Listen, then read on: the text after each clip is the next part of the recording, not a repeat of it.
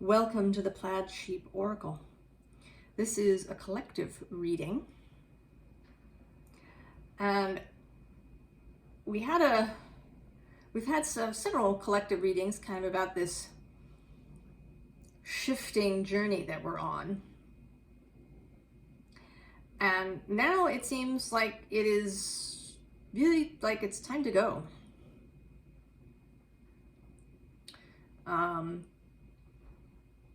We start with the Ace of Fire. Right? Really, right? A great place to start. New inspiration, new ideas, new passions, new vision. Right? A feeling of being energized, of being ready to go, of seeing the light. And then we get the Ace of Earth, right? A new physical reality.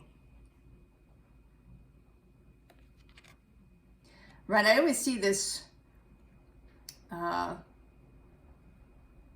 this deer, this buck, kind of waiting, right? Ready for us to arrive.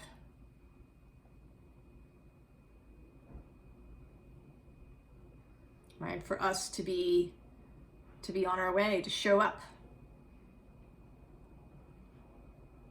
And then this whole new physical reality begins.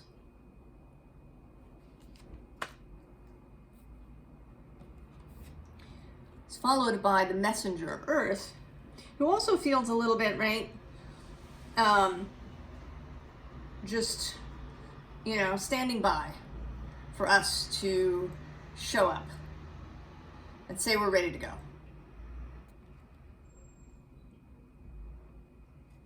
And then she will lead the way.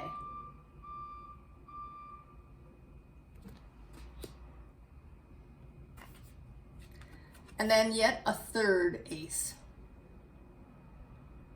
The Ace of Air. New ideas,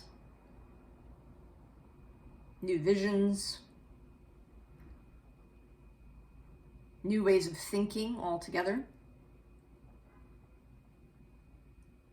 epiphanies. And they may be, right, this is a Pegasus, right, an otherworldly creature. These ideas may be totally unexpected. They may be completely out of the box.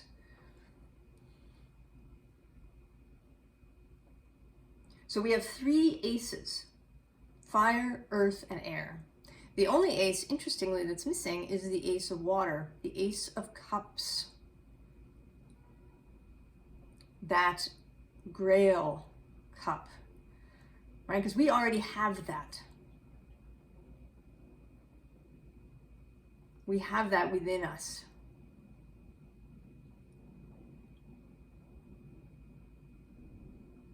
Right? And hopefully we have allowed Spirit to fill it.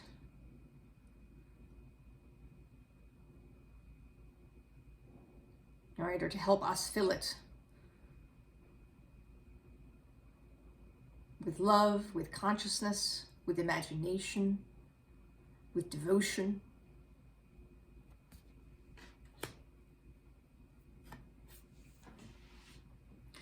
Now this is a time to go kind of reading, but it's not a galloping kind of reading, right? It's not rushing into new space, right? We have this Queen of Water, right? The reminder to not act precipitously, to retain this vision, this internal balance, this trust in intuition, this listening to the still small voice.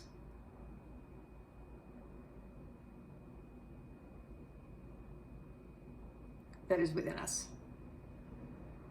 to maintain that as we begin to move forward. Right? That is, right, that's the thing that joins all of our various timelines together. Right? We all have different dreams and different desires, different visions for what we want our world to look like. Different roles that we're going to play there, right? We might be leaders, we might be planners, we might be the people who really get things done. We might be the nurturers or the carers or the healers or the artists. Right? There are so many different ways to contribute to a beautiful world, a beautiful life. But what joins us all together is this understanding, right? This understanding of the heart path, how our emotions can guide us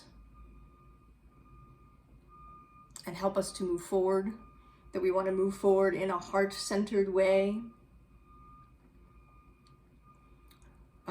in a beautiful way, that we want to trust, have faith in our intuition, in our spiritual vision, in our spiritual practice. And this is where we all connect, the intersecting point, the common ground.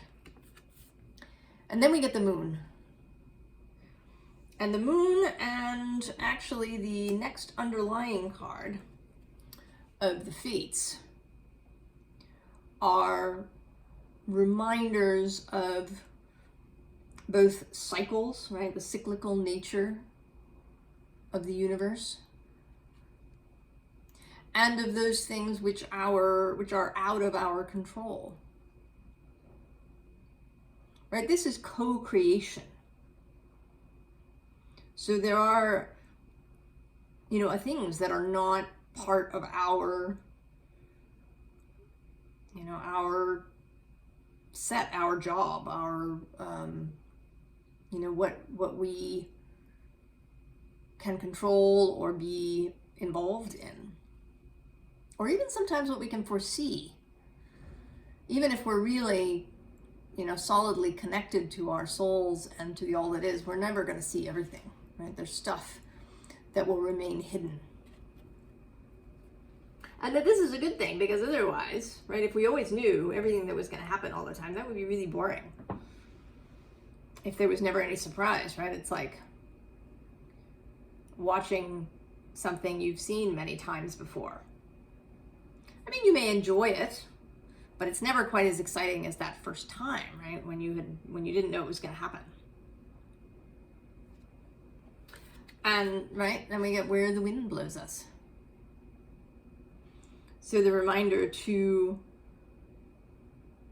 allow changes to occur. To allow source and your own wider self to, take you somewhere maybe where you don't expect, or where you don't see the end goal, to set out without being able to see the shoreline that you're heading to. To allow yourself to be blown by the wind. And at the same time, because we like to hold opposing truths here on this channel, you are the writer. Right? We are all the composers of our story.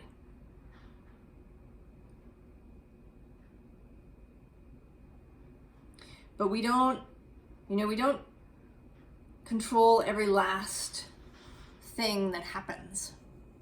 Sometimes you'll hear authors talk about that, people who write fiction, that their characters kind of write themselves, right? That they don't always know, right? Some authors don't know exactly where the story is going when they set out. They know who their characters are and the basic outline. but the details kind of emerge as they write the story, right? The characters kind of make their own choices. And so it is, right? We are writing an outline, right, of how we want our life to be.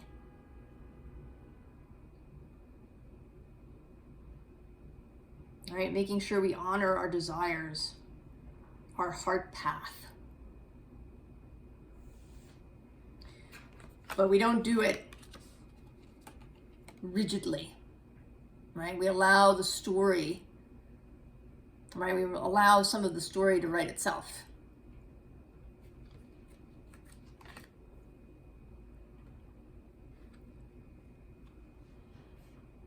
Right, and that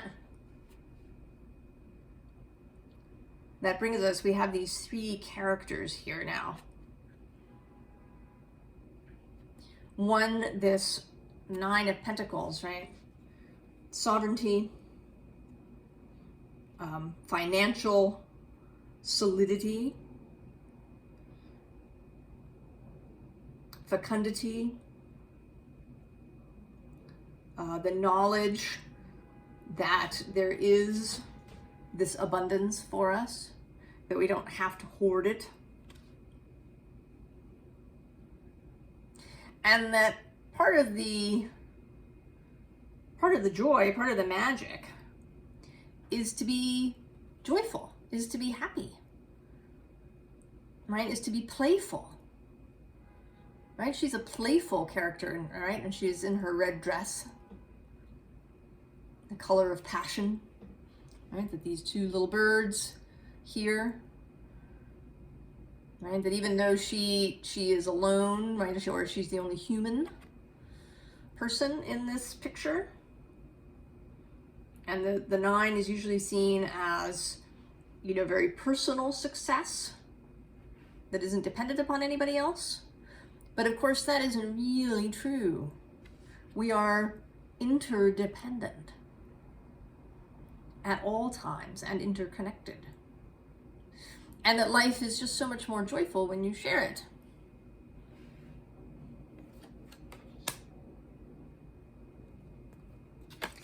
And then the King of Wands, yeah.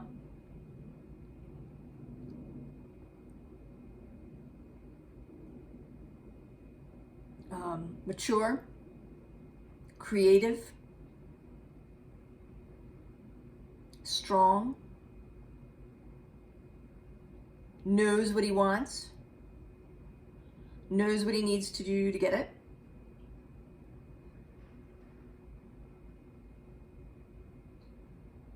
And he's never a bully, not in his not in his positive aspect. Right? When I think of the King of Wands, I think of somebody walking through a crowd and having the crowd just part. Kind of, almost naturally, organically. He doesn't have to shove anybody out of the way. But he co-creates this path through the crowd.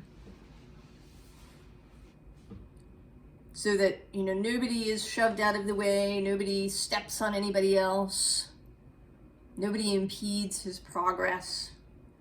He just moves, right? He may pause occasionally, and then he knows exactly when to move again.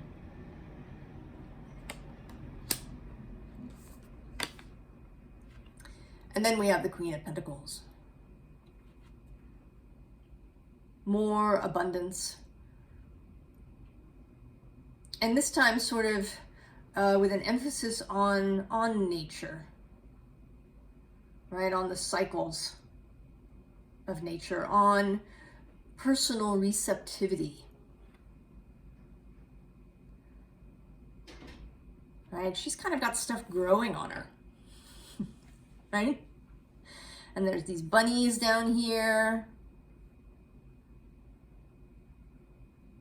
Right, and she has these horns, which are sort of reminiscent of the goddess Hathor, who is a goddess of abundance. She is seen often in her aspect as a cow.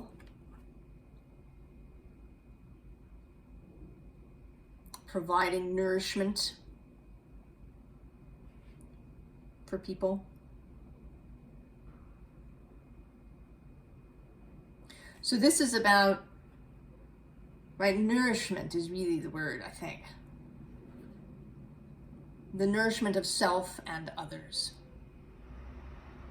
That again, this is part of the joy of life. Not to just keep everything to yourself. Everything that we have is much more of a much greater pleasure, really, when we share it.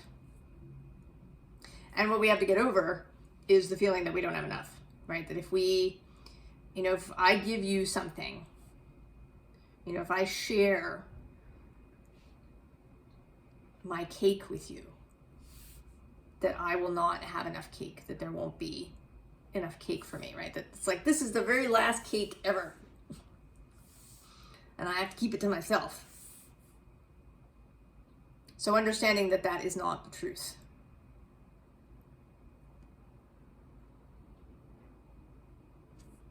That when we can live in an easeful space and not feel the need to hoard or to glut ourselves, that there is enough, that we are affluent.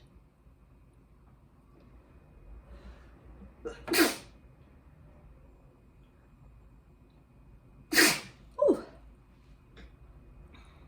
So,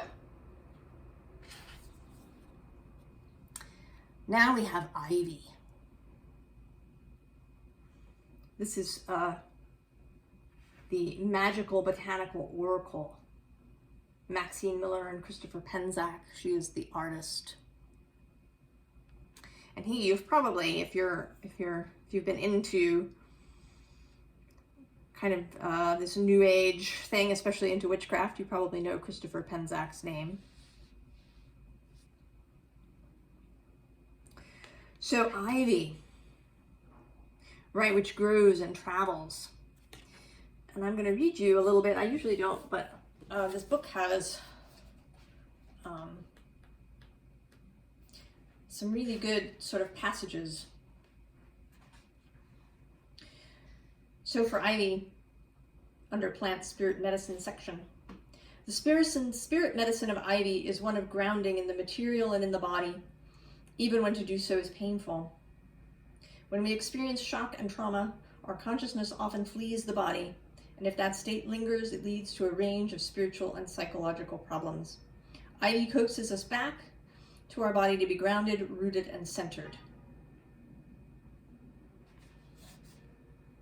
And then under the divination meaning, reach up and out while remaining rooted when ivy appears in a reading. Ivy climbs the ancestral Celtic cross as she spreads her angelic wings under a waning moon. How can you grow in this situation without losing your roots? So, groundedness, right? The ability to reach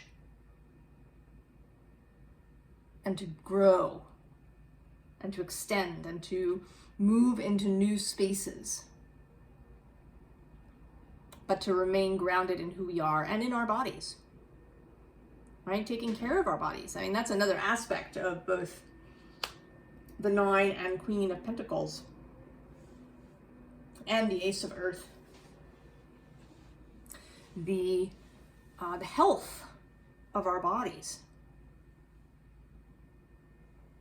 right, is important. Our bodies are important. Clarissa Pinkola Estes calls the body the consort. All right, our consort as we move through life. And that we should treat our consort with respect and compassion. And give it whatever it needs to be well. because it helps us, right, to remain grounded here. And this is where we want to be. I know there's some of us that think like they didn't read the fine print before they arrived in this life, and that maybe, right, they'd like to check out now and, you know, try again, maybe in 1,000 years. But your soul, I promise you that your soul doesn't feel that way.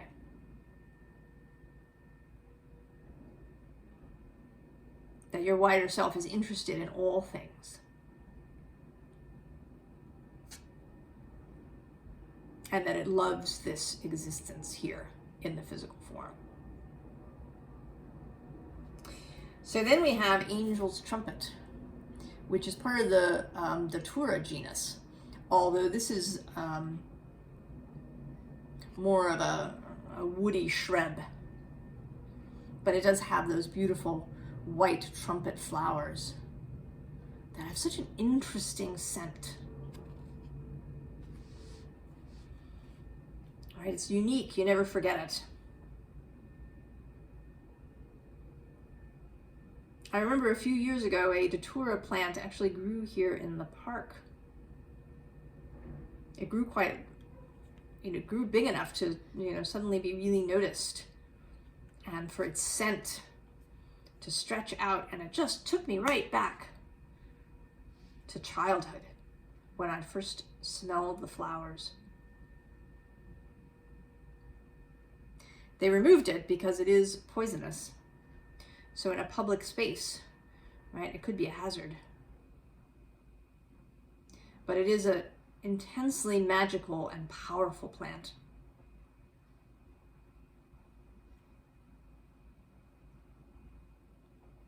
Right here in this image, the Datura is kind of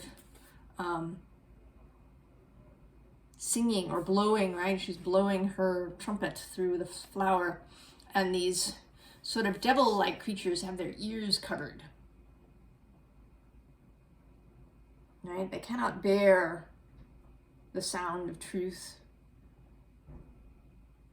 and love. Here, as a spirit ally, Angel's Trumpet helps us with any transition or transformation where we have to let go and step consciously into the unknown.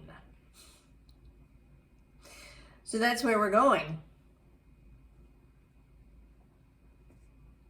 All right, we are going into the unknown.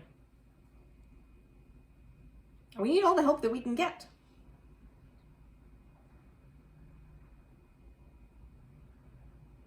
So it may be, right, it may be an herbal ally for you. If you have an interest in that, you might want to have a look around at flower essences, as well as herbs, or using a particular plant in magical ritual. I mean, of course, right, learn everything you can. Be careful, don't just ingest things willy-nilly, because some things are not meant to be ingested, like Angel's Trumpet.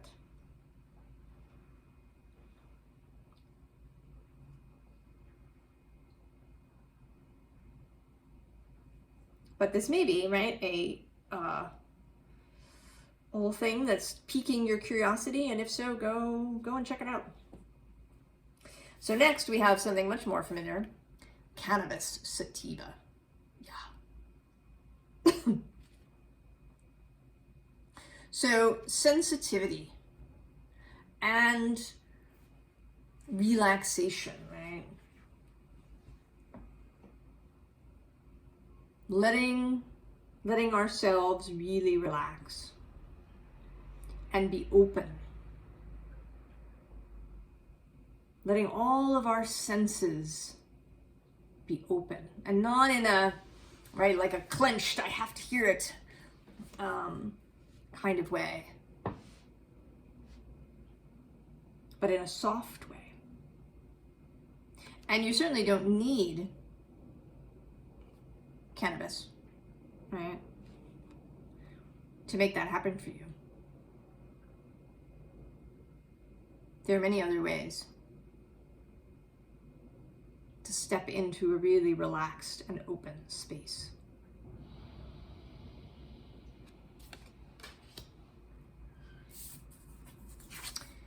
And then we have the yew. This is another poisonous plant. It's evergreen. It has these little red, they look like berries, but I think actually technically they're not berries. That have kind of like a little, they look like a little red cup. Don't eat them, ever.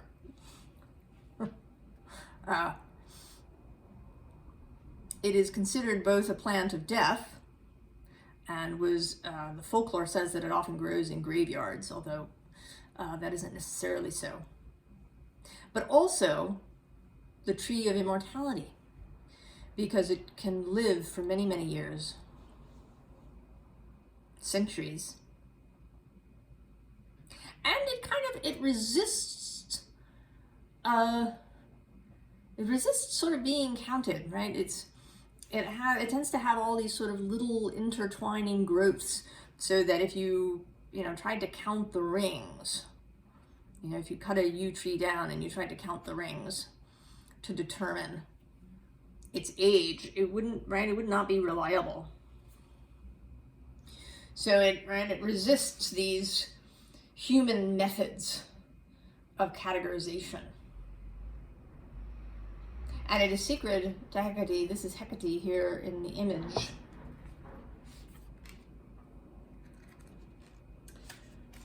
Where is she?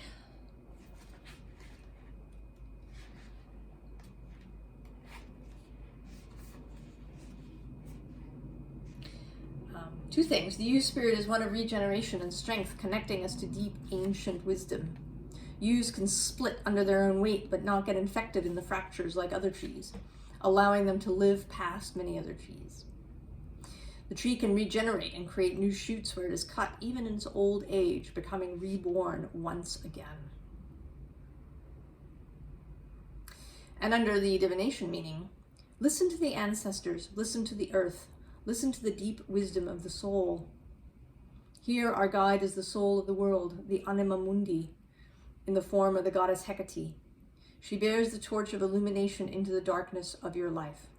What are you not hearing, seeing, or doing right now that would put you in right relationship with all things? Look, listen, align back with your foundation and do what must be done.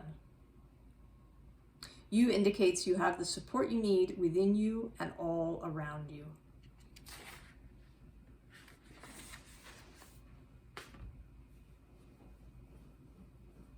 Yes, yes. So now we have the underlying, the pole star that we've been following. That hopefully we've kept our eye on as we go. That internal guide, that light from within us.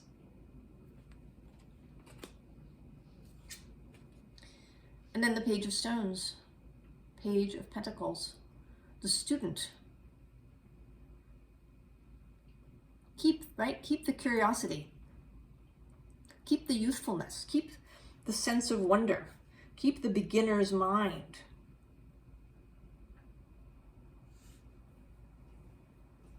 Be open to new perspectives. Don't just shut something out because it doesn't agree with what you've heard before. I mean, it might not be, right? It might not work for you, whatever it is. You may choose to keep your previous opinion, but don't close your ears or your mind.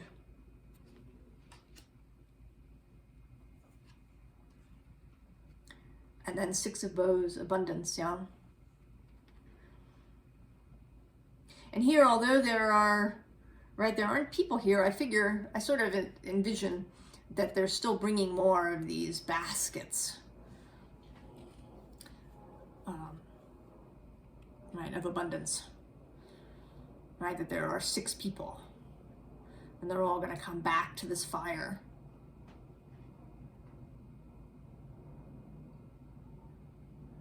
right, and share all of this together.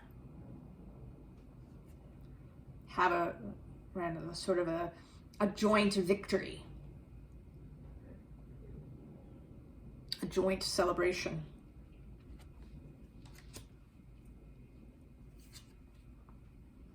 And then the Three of Stones, creativity. Right? Emphasizing again, right, this connection to the all that is, to the earth, to our muses. And you don't need to be, to be labeled an artist to have muses, to be creative.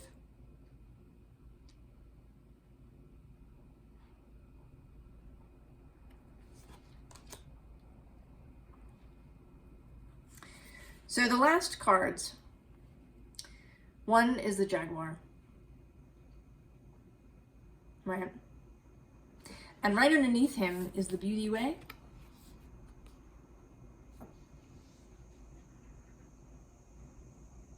So, right, this is the reminder that, right, this beautiful way is not just completely shiny, right, where everything goes perfectly all the time. There is always this depth, this darkness.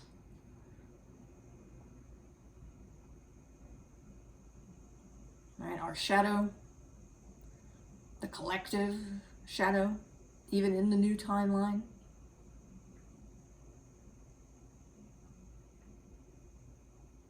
Fears and darknesses in our mind.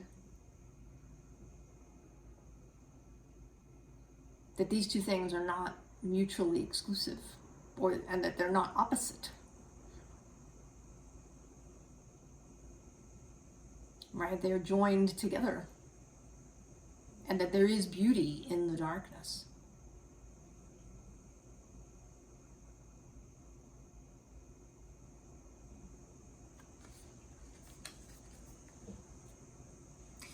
And then the card that came out is, and I wasn't surprised to see it at all, the Spiral.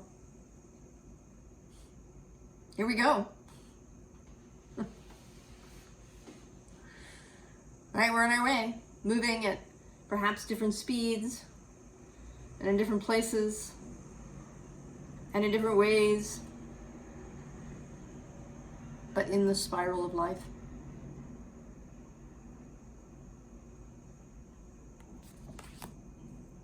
Now, I didn't actually pull any extra advice cards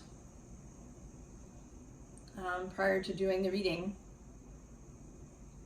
There is sort of advice integral within the reading, right? To keep your connection to yourself and to solid ground, to open yourself to messages, right, that are arriving, to be ready for new, to be accepting of the fact that there is still mystery and unknown, to write the outline of your story but not try to get all the tiny details, to allow for changes and shifting and for source to guide you.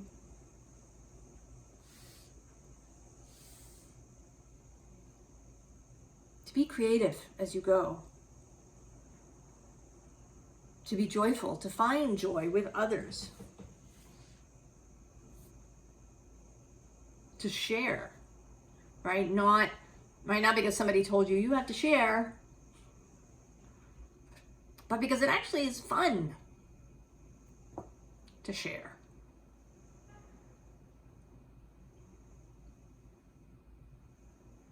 To be able to hold paradox. To be able to perhaps believe 6 impossible things before breakfast.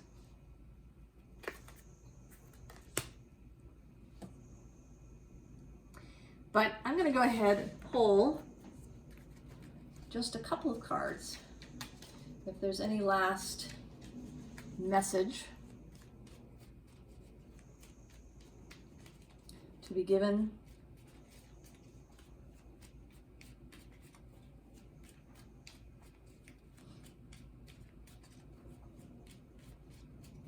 This is why I don't usually do this on camera. Sometimes it can take a little while.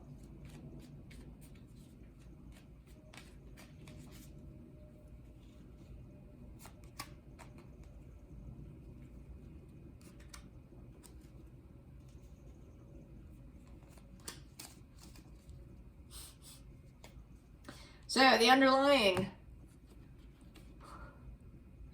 Ace of Pentacles, and below that, the Knight of Cups and the Knight of Pentacles. Right, he's delivering, right? Delivering the Pentacle, delivering the Cup, and also simultaneously you taking the Cup and the Pentacle onward. Right, so more of that sharing energy. Oh, and here's the advice section.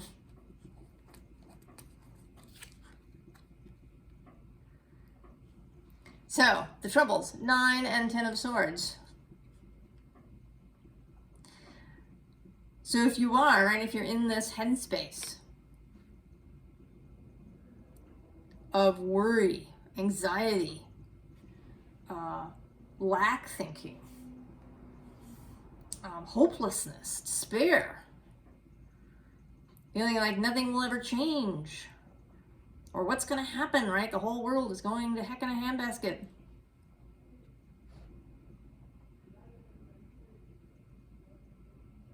Right? That you have to, right? You gotta take that last sword and just let that stuff die. You gotta let it die. And in between these two, the Queen of Pentacles reappears.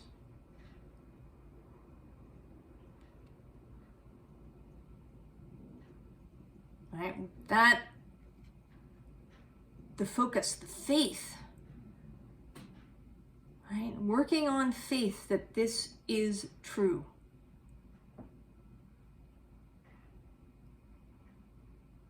That affluence and growth and regeneration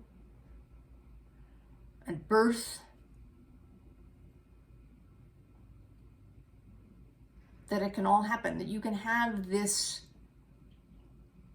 sense of ease.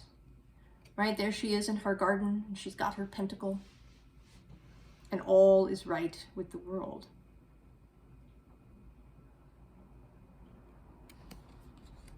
Right, she has received it openly,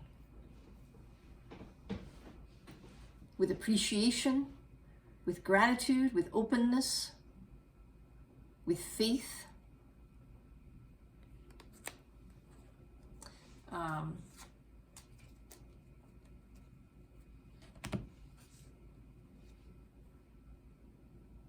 So we can, right? We can do it.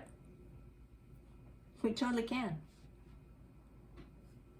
But there is a way in which we have to choose to.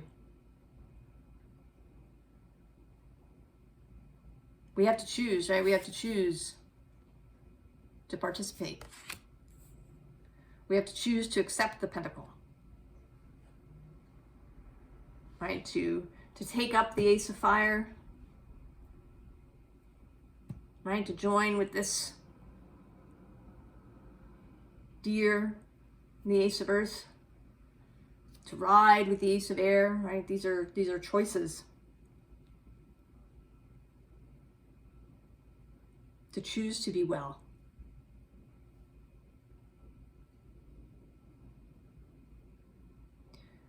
So I wish all of us the very best. And I'm excited to see where this will all go as we step into our new timelines. I'll see you next time. So long.